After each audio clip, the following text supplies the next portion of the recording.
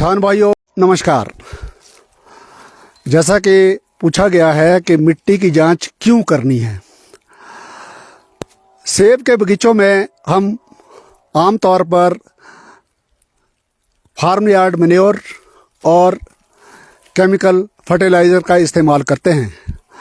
बिना मिट्टी की जांच किए हम रिकमेंडेड डोज जो होते हैं उसको हर साल डालते रहते हैं। कई बार मिट्टी में किस तत्व की कमी है, कौन सा तत्व ज़्यादा है, ये हमें मालूम नहीं होता है और हम जो है ब्लाइंडली एक रिकमेंडेशन फॉलो करते रहते हैं।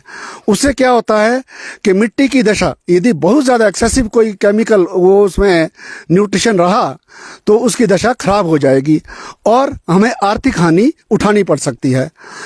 और इस प्रकार से हमारे फलों में जो गुणवत्ता है वो भी घटती रहती है, जैसा कि अब देखा गया है। तो इसके लिए हम किस प्रकार से जो है न्यूट्रिशन इस्तेमाल करेंगे अपने बगीचों में, मिट्टी की जांच करना अनिवार्य हो जाता है। अब कब करनी है मिट्टी की जांच, ये भी प्रश्न आता है कि मिट्टी की जांच जो है फल तुड़ान के बाद अक्टूबर, नवंबर, दिसंबर सेब के बगीचों में ये सही समय रहता है मिट्टी की जांच करने का। हाँ, आजकल क्या है कि पोस्ट हार्वेस्ट में लोग जो है बहुत सी खादें तुड़ान के बाद इस्तेमाल करते हैं। उन बगीचों की मिट्टी की जांच नहीं होनी चाहिए, ना ही करनी चाहिए, जिसमें पोस्ट हार्वेस्ट जो है गोबर या खाद का इस्तेमाल किया गया हो।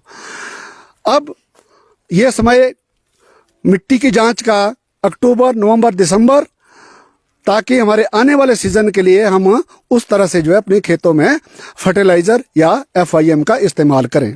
इसमें सावधानी ये है कि ये एक गड्ढा बना हुआ है, यहाँ पे इसमें गोबर रखा गया है, तो हम इसके आसपास कोई भी सैंपल कलेक्ट नहीं करेंगे, क्योंकि जहाँ भी आप मतलब खाद या कोई चीजें रखते हैं, गोबर या बगीचे में गोबर का गड्ढा बना हुआ है उसके आसपास के पौधों में नहीं लेंगे। और कई जगह जो है बगीचा, ये तो ढलानदार बगीचा है, इसमें तो कोई दिक्कत नहीं है। कई जगह बगीचा सीधा होता है तो न्यूट्रिशन जो है एक जगह इकट्ठा होता है। ये भी हमने देखना होता है कि जो डीप जो जगह होगी बगीचे की वहां से भी सैंपल नहीं लेना चाहिए। यहाँ से हम बिल्कुल एक लाइन बनाकर जो है तिरछी लाइन 2, 3, 4 इस तरह से पौधे जो है एक इस तरह से जो है ये सैंपल लेना, 1, 2, 3 ऐसे ऊपर तक, फिर वहां से इस तरफ को आएंगे क्रॉस। मतलब अब लेना कहाँ से, सैंपल लेना कहाँ से है, ये देखिए, ये देखिए हमने खाद और जो भी गोबर खाद का इस्तेमाल है वो यहाँ किया हुआ है मैन तने से। हाँ, मैन तने से हम ये देखिए आप 3 फीट दूर है इस पौधे की। कई पोजीशन जो है 2 फुट होती है, कई 4 फुट भी हो सकती है, लेकिन यहाँ इस पौधे में हमने देखा है कि ये हमारा जो है खाद का जून है, जो हमने गोबर खाद इसमें डाला है। हम क्या करेंगे, ऊपर की परत 2.5-3 इंच, क्योंकि वो उपजाऊ परत है, उसको हटा देंगे। चिकनी मिट्टी है ना। हाँ, मिट्टी बहुत सख्त है। एक और चीज भी, चलो जब तक खो देते हैं तब तक एक चीज और लाते हैं। लोग बोलते हैं कि लोहे के अस्त्र शस्त्र जो भी हमारे रहते हैं। हाँ, ये देखिए इसमें औजार देखना है आपने, इसमें कोई जो है FIM ना चिपका हो, क्योंकि गोबर निकालने के लिए भी हम इसी को इस्तेमाल करते हैं। इससे पहले कि मैं काम शुरू करता मैंने इसको वॉश कर लिया था प्रॉपरली, और ऑगर जो बने हैं वो भी लोहे के हैं, और ये जो क्योंकि इसमें दूसरा कोई लकड़ी का कोई इस्तेमाल हो नहीं सकता। आप मिट्टी की वो देख सकते हैं, सख्ती बहुत है, ये चिकनी मिट्टी है, चट्टान की तरह है। तो इसको अच्छे से वॉश कर लें, मतलब सैनिटाइज कर लें इसको। और जो हमने सैंपल लेना है वो स्टेनलेस स्टील का एक पलटा है, उससे लेंगे। दिखाएंगे प्लीज, इनको दे दो आप। ये साथ में है। अच्छा, इसके साथ साथ स्टेनलेस स्टील का है। इसके साथ साथ ये देखिए, जब हमारा सैंपल कलेक्ट होगा, एक ऊपर शीट कहाँ है, शीट इधर इधर आपके पास है। ये शीट है एक, ये जो मिट्टी होगी हम इस पे इकट्ठी करेंगे। जी अभी करके बताते हैं जी। और ये होगा कॉटन का बैग। जी, इसमें मैंने एड्रेस पहले लिख लिया था। जी। आने से पहले समय बचता है। जी ये मुंशी राम जी चौहान है, जी कोपटू, जी और डेट ऑफ सैंपलिंग है 12/12/2023। जी इनका फोन नंबर लिखना इसमें जरूरी हो जाता है किसान का। जी जी तो एड्रेस आ गया और डेट हो गई और फोन नंबर फोन आ नंबर गया। हो गया जी। अच्छा, ये तो रहा ये बात। जी अब इसके अंदर फिर एक पर्ची और डाल दी मैंने। जी जी ये हर चीज जो है पक्की करनी चाहिए, जी जी क्योंकि सैंपल जहाँ जाना है बहुत दूर जाता है। जी तो कई बार जो है पता नहीं चलेगा, वहाँ 100 सैंपल होंगे, आपके सैंपल का पता नहीं चलेगा, फिर वही हो जाता है गड़बड़ मामला। सरकारी काम, जनता की सेवा। तो ये पूरा एड्रेस, ये mobile number, date of packing, कब लिया सैंपल, जी और ये खेत का नाम। जी कई बार क्या होता है कि हम 2 जगह से जो है वो सैंपल लेते हैं। ये घर के पीछे वाला तो जी निशान हो गया ना, जी जी इसमें लिखा है मैंने घर के पीछे वाला है, जी 1 नंबर सैंपल है। अब ये घर से आगे लेंगे, नीचे को लेंगे, वो 2 नंबर, और घर से नीचे आइडेंटिफाई हो जाएगा कि सैंपल जो है इस खेत का है। जी जी ये सावधानियां बरतनी जरूरी हो जाती है। जी तो अब हमने 4 इंच जो है ये ऊपरी परत हटा दी। जी जी 4 इंच। हाँ, 4 इंच हटानी है। अच्छा। 3 से 4 इंच पहले भी कहा गया था ना, जी जी इसको हटा दिया। और मैं खुद ये देखिए, अब वी शेप का हम जो है इसमें वी शेप सख्ती बेसाबा है ना, चिकनी मिट्टी है ना, बारिश का। ये भी ठीक है अपनी जगह। बढ़िया बागवानी ले लिया आपने रिटायरमेंट के बाद। हाँ, तो ये देखिए आप, हम चले गए हैं 9 इंच। जी जी ठीक है जी। जी बूढ़े फंस गए भैया। बहुत बड़ा। ये कितना खोदना है नीचे? 9 इंच, 9 इंच खोदना है सिर्फ। यानी कि 3 इंच मैंने मिट्टी ऊपर से हटा दी, हाँ जी, जो उपजाऊ मिट्टी थी। 9 इंच मैंने जो है उसके बाद नीचे खोद सैंपल लेना है। 1 फुट खोदना है सारा, मतलब हाँ, 1 फुट के करीब। 1 फुट खोदना है। अब देखो, अब हमने सैंपल कलेक्ट ये स्टेनलेस का है ना? हाँ, स्टेनलेस स्टील का है। जी ये देखिए,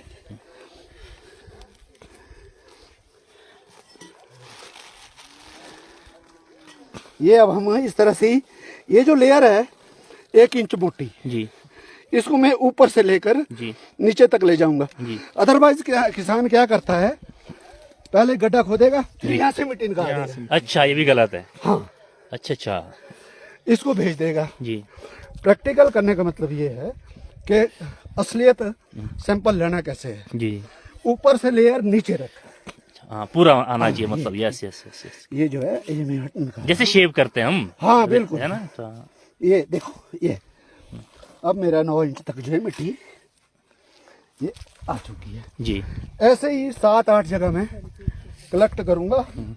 और अच्छा, 7-8 जगह से जो हमने क्रॉस कहा है यहाँ से। अब नेक्स्ट, जी अच्छा, यहाँ से हम सीधा नहीं जाएंगे। अब में जहाँ हम खड़े हैं, यहाँ से हम लेफ्ट हैंड साइड में जाएंगे ना, लेफ्ट हैंड साइड में जाएंगे, क्रॉस की तरफ जाएंगे। ठीक है।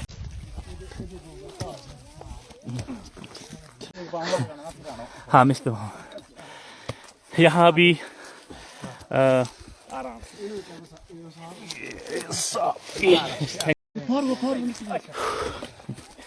अच्छा, ये इसको वैसे ही करना है। तो वैसे ही रहना ना। जी यूट्यूब पर देखो आप, इसमें कितना ऑर्गेनिक कार्बन है। जी जी जी इसको हटाना है। 2-3 इंच, 3 इंच। हाँ, 3 इंच।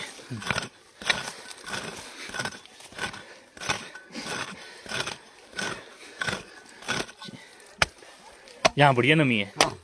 हाँ। अच्छा, अब इसको 9 इंच नहीं, 1 फुट खोलना है सारा, मतलब 3 इंच तो ऊपर से निकल जाएगा, 9 इंच और नीचे हो जाएगी।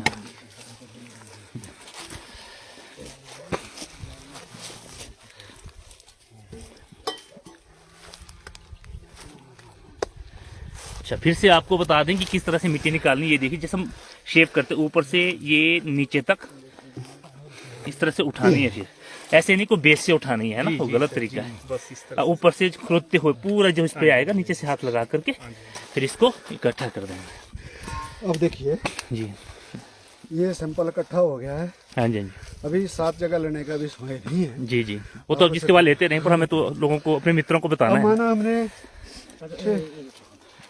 6-7 जगह से इकट्ठा कर लिया है। जी जी उसे ना, अब क्या है, ये इकट्ठा हो गया हमारे पास 7 जगह से सैंपल। जी अब इसमें कंकर पत्थर है, जी ये देखिए, ये जड़ें हैं, ये सब हटा देंगे। हटा देनी है। करना कहाँ है, आज तो वैसे ही छाया है, इसमें धूप नहीं लगानी है।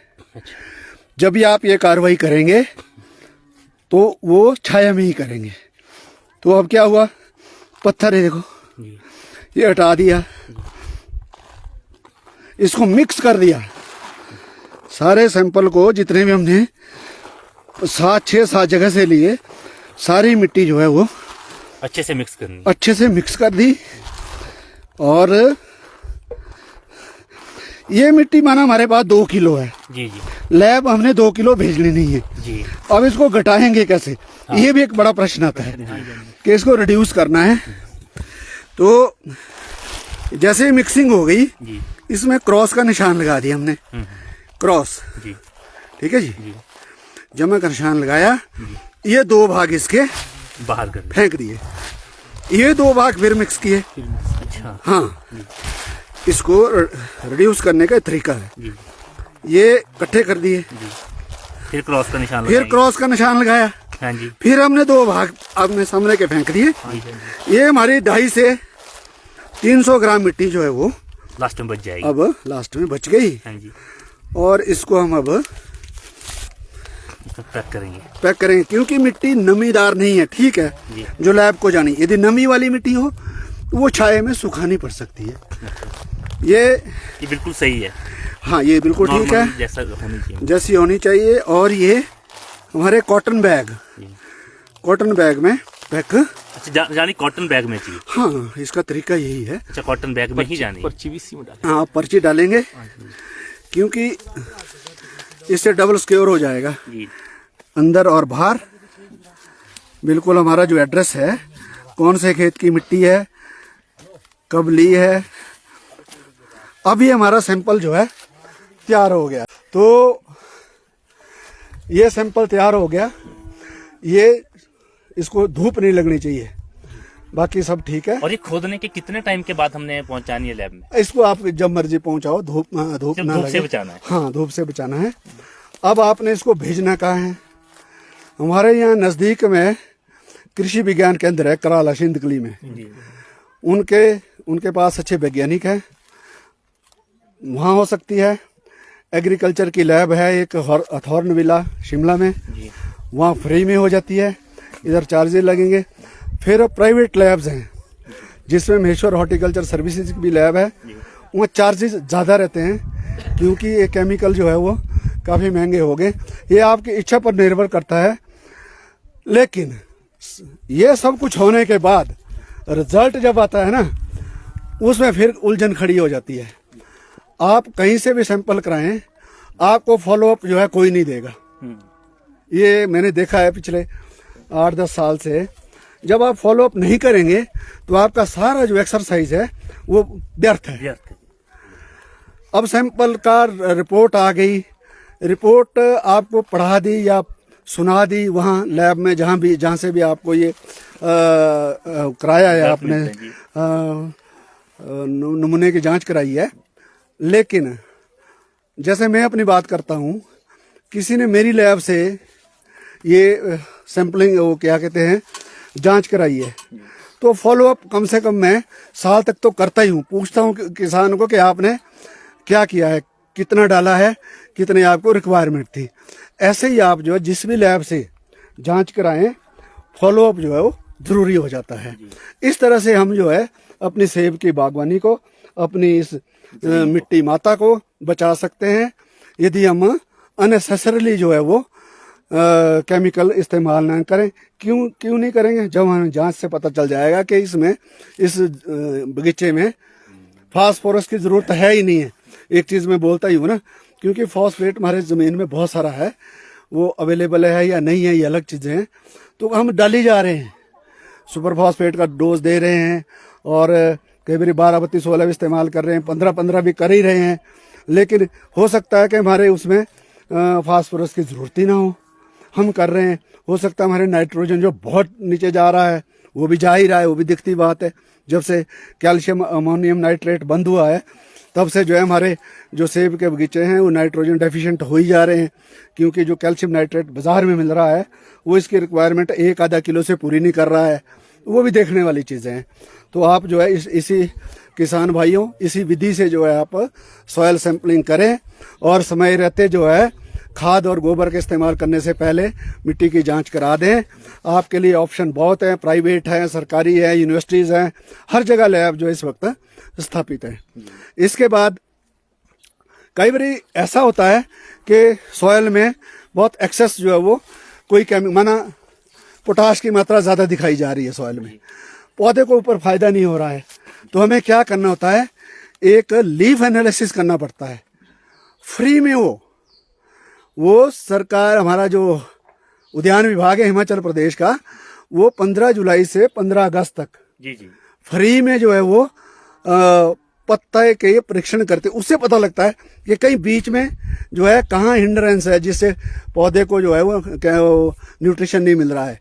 यदि पत्ते में भी ज़्यादा वो पोटाश आया, जैसे पोटाश की मैं मात्रा बोल रहा था, तो तब आपको जो है रिड्यूस करना होता है। कई बार क्या है सॉइल ज़्यादा दिखाती है, ऊपर पौधे को मिल नहीं रहा है, इसका मतलब है नीचे कहीं जो है जमीन में ऐसी दिक्कत है या पौधे में ऐसी दिक्कत है जो अपटेक, हाँ ब्लॉकेज है जो अपटेक नहीं हो रहा है। तो ऐसी चीज़ें यदि इस पर हम ध्यान देंगे तो हम जो है अपनी आर्थिक स्थिति भी अच्छी रखेंगे और मिट्टी की दशा भी अच्छी रखेंगे। कारण कोई उपजाऊ उर्वरक नहीं डालेंगे या फिर कुछ चीज खादों का प्रयोग नहीं करेंगे ना, फिर हाँ फालतू का नहीं करेंगे ना, आवश्यकता भी नहीं है। जितनी रिक्वायरमेंट है ना वो लिखा होता है उसमें, जिस भी लैब से आप कराते हैं जांच, उसमें लिखा होता है कि आपके मानो आपकी एसिडिटी लेवल बहुत ज़्यादा है, जो बहुत बड़ा कारण है इस वक्त न्यूट्रिशन अपटेक नहीं हो पा रहा है। पीएच लेवल, हाँ पीएच लेवल जो है एसिडिक ही है हमारी सॉइल ज़्यादा ना, क्षारीय तो है नहीं, इसलिए मैं एसिडिक भाषा इस्तेमाल करूँ।